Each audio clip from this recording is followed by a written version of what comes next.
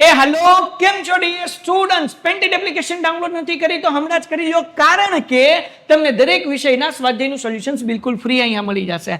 અહીંયાથી તમે ધોરણ પણ ચેન્જ કરી શકશો, ધોરણ 8, 9, 10 અને સ્વાધ્યાય પોથી હોય, અસાઇનમેન્ટ હોય, જે તમારા માટે જરૂરી છે દરેક વસ્તુનું સ્વાધ્યાયનું સોલ્યુશન્સ પીડીએફ સાથે ત્યાં મળી જશે. તો પેન્ટેડ એપ્લિકેશન ડાઉનલોડ કરીને ફ્રીમાં લાભ ઉઠાવો. નમસ્કાર વિદ્યાર્થી મિત્રો, સ્વાગત છે તમારું તમારી યુટ્યુબ ચેનલ પેન્ટેડ સાથીમાં.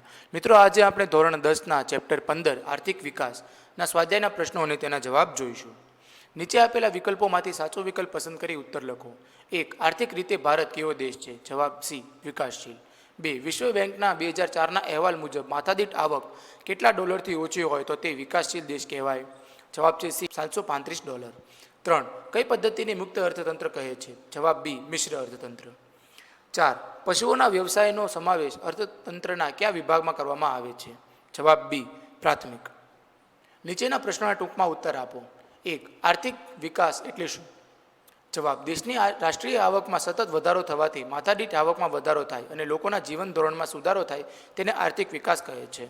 2. ઉત્પાદનના મુખ્ય સાધનો ક્યાં છે? જણાવો. જવાબ: ઉત્પાદનના સાધનો 4 છે: જમીન, મૂડી, શ્રમ અને નિયોજક. 3. આર્થિક પ્રવૃત્તિનો અર્થ જણાવો.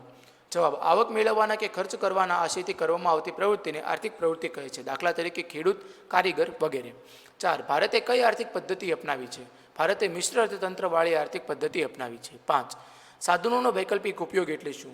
કોઈપણ સાધનોને એક કરતાં વધારે ઉપયોગમાં લઈ શકાય, પરંતુ તેનો એક ઉપયોગ કરતાં બીજા ઉપયોગ જતા કરવા પડે તેને વૈકલ્પિક ઉપયોગ કહે છે. દાખલા તરીકે જમીનમાં બાજરી, ઘઉં, શાકભાજી, મગફળી વગેરે પૈકી એકનું વાવેતર કરતાં બીજો પાક વાવી શકાતો નથી. નીચેના પ્રશ્નોના મુદ્દાસર ઉત્તર આપો. 1. સમજાવો. ઉત્પાદનના સાધન તરીકે જમીન. કોઈપણ વસ્તુનું ઉત્પાદન કરવા અનેક વિવિધ સાધનોનો વપરાશ થાય છે, જેમ કે અનાજના ઉત્પાદન માટે ટ્રેક્ટર, બળદ, દાંતરડું, યંત્રો, મજૂર, જમીન વગેરે. આમ ઉત્પાદનના સાધનો ઘણા છે, પરંતુ તેને અર્થશાસ્ત્રમાં 4 વિભાગમાં વહેંચવામાં આવ્યા છે: જમીન, મૂડી, શ્રમ અને નિયોજક. સામાન્ય અર્થમાં જમીન એ ધરતીની સપાટી, પરંતુ અર્થશાસ્ત્રની દૃષ્ટિએ તેનો વિશિષ્ટ અર્થ છે. જમીન એટલે સઘળી કુદરતી સંપત્તિ, એટલે કે ધરતીની સપાટી, જળ સંપત્તિ, વનસ્પતિ, ખનિજ સંપત્તિ. જમીન એટલે તમામ પ્રકારની કુદરતી સંપત્તિ, એટલે કે પૃથ્વીની સપાટી અને તેની પર આવેલ જંગલો, નદીઓ, પર્વતો, પૃથ્વીના પેટાળમાં આવેલ ખનિજો, ધાતુઓ અને વાતાવરણમાંના ઘટકો વગેરે. આમ જમીન એ ઉત્પાદનનું કુદરતી સાધન છે. 2. સમાજવાદી પદ્ધતિની ખામીઓ જણાવો. સમાજવાદી પદ્ધતિમાં મુખ્ય ઉદ્દેશ સમાન વહેંચણી અને સામાજિક કલ્યાણ હોવા છતાં કેટલીક ખામીઓ નીચે મુજબ છે. 1. ઉત્પાદન સાધનની માલિકી રાજ્યની હોય છે, નિર્ણયો સરકાર લે છે, તેથી ઉત્પાદનમાં વધારો પ્રોત્સાહન મળતું નથી. 2. અર્થતંત્રમાં સ્પર્ધા કે હરીફાઈ ન હોવાથી સંશોધનને વેગ મળતો નથી. 3. દરેક ક્ષેત્ર રાજ્યને સંપૂર્ણપણે હસ્તક્ષેપ હોવાથી અમલદારશાહીનો ભય રહે છે. 4. વ્યક્તિગત સ્વતંત્ર આ પદ્ધતિમાં જોવા મળતું નથી.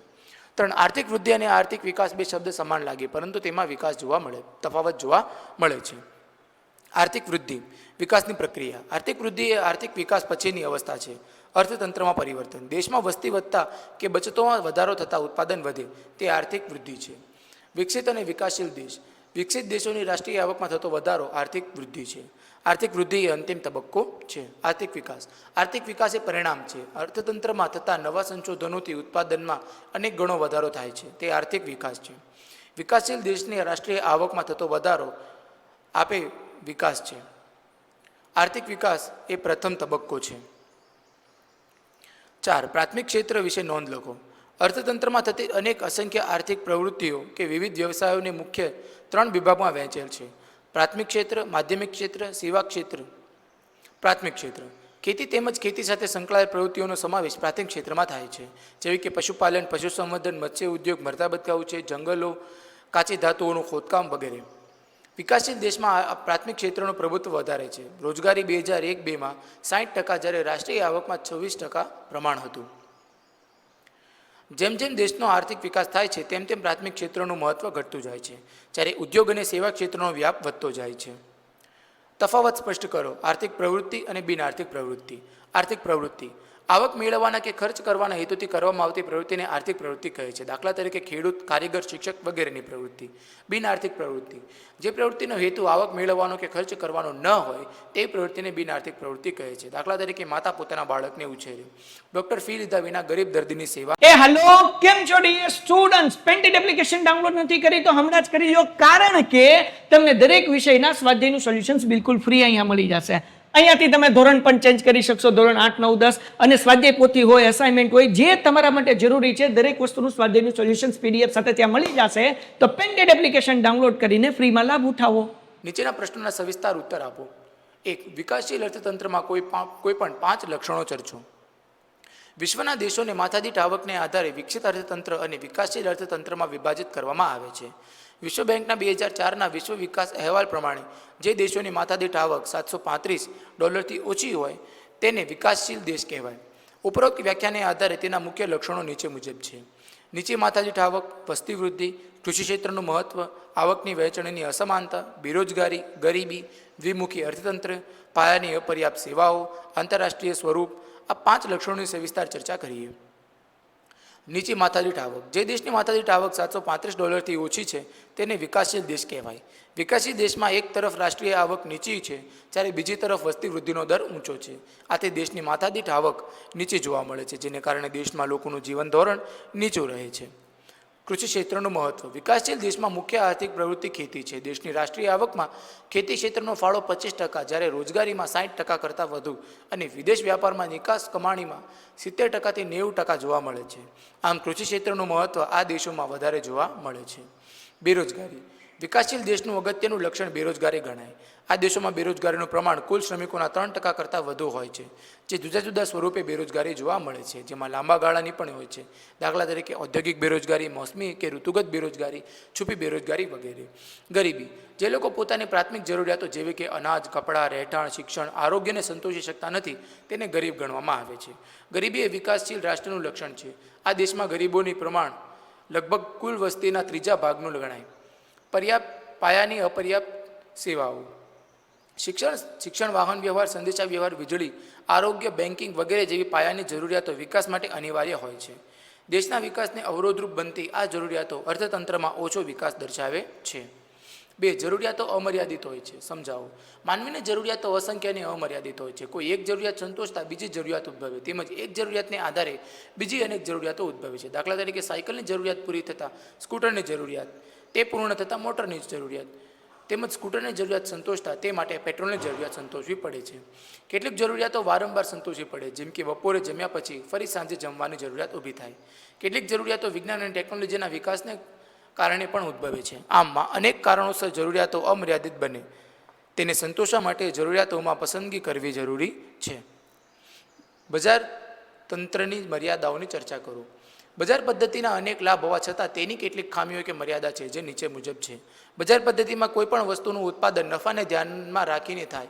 આથી મોજશોખની વસ્તુનું ઉત્પાદન વધે છે, જ્યારે પ્રાથમિક સેવાઓનું વસ્તુનું ઉત્પાદન ઘટે છે. રાજ્યની કોઈ નીતિ વિષયક ભૂમિકા હોતી નથી, આથી કુદરતી સંપત્તિનો વ્યય થતો હોય છે. ગ્રાહકો બજાર વિશે અજ્ઞાન હોય છે, આથી તેમનું શોષણ થાય છે. દેશમાં સંપત્તિ અને આવકનું કેન્દ્રીકરણ થતું હોય છે, આથી આવકની અસમાનતામાં વધારો થાય છે. ઉપરાંત ઇજારાશાહી, આર્થિક સ્થિરતા, મજૂરોનું શોષણ વગેરે પણ જોવા મળે છે.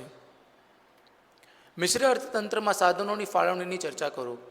બજાર પદ્ધતિ અને સમાજવાદી પદ્ધતિની ખામીઓ દૂર કરી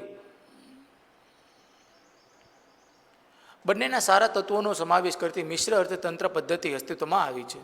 વિશ્વમાં ભારત, ઇંગ્લેન્ડ, ફ્રાન્સમાં આ પદ્ધતિ અસ્તિત્વમાં છે.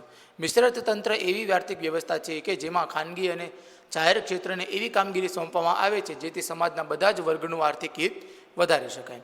ખાનગી અને જાહેર ક્ષેત્રના સહઅસ્તિત્વ ઉપરાંત તેમાં અંકુશો હોવાથી તેને અંકુશિત કે અનિયંત્રિત અર્થતંત્ર તરીકે પણ ઓળખવામાં આવે છે. મિશ્ર અર્થતંત્રમાં ખાનગી અને જાહેર ક્ષેત્રનું સહઅસ્તિત્વ જોવા મળે છે. તેમાં આર્થિક પ્રવૃત્તિ ખાનગી અને જાહેર ક્ષેત્ર વચ્ચે વહેંચવામાં આવે છે. આ પદ્ધતિમાં ખેતી, છૂટક જથ્થાબંધ વ્યાપાર, નાના ઉદ્યોગો અને ગૃહ ઉદ્યોગ વગેરે જેવા ઓછા જોખમી અને ઓફ મૂડી રોકાણ ધરાવતા ક્ષેત્રો ખાનગી વિભાગમાં હોય છે.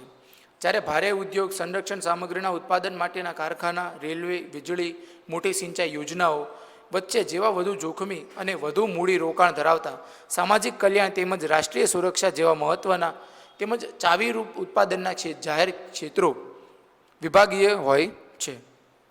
કેટલાક ક્ષેત્રમાં જાહેર વિભાગ અને ખાનગી વિભાગ બંને હોય છે, જેમ કે માર્ગ પરિવહન, શિક્ષણ, આરોગ્ય વગેરે. આ પદ્ધતિમાં બજાર સંપૂર્ણ સ્વતંત્ર હોતા નથી. સરકાર દ્વારા અંકુશ મુકાય છે, જેમ કે સમાજમાં અનિચ્છનીય વસ્તુઓનું ઉત્પાદન ન થાય તે માટે તે વસ્તુ પર ઊંચા દરે કરવેરા નખાય છે.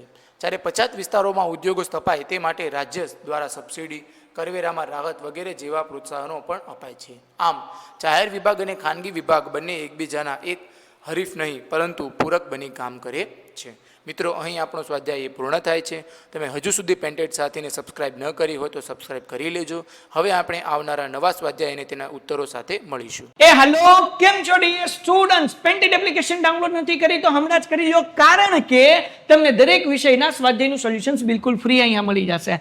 અહીંયાથી તમે ધોરણ પણ ચેન્જ કરી શકશો, ધોરણ 8, 9, 10 અને સ્વાધ્યાય પોથી હોય, અસાઇનમેન્ટ હોય, જે તમારા માટે જરૂરી છે દરેક વસ્તુનું સ્વાધ્યાયનું સોલ્યુશન્સ PDF સાથે ત્યાં મળી જશે. તો પેન્ટેડ એપ્લિકેશન ડાઉનલોડ કરીને ફ્રીમાં લાભ ઉઠાવો.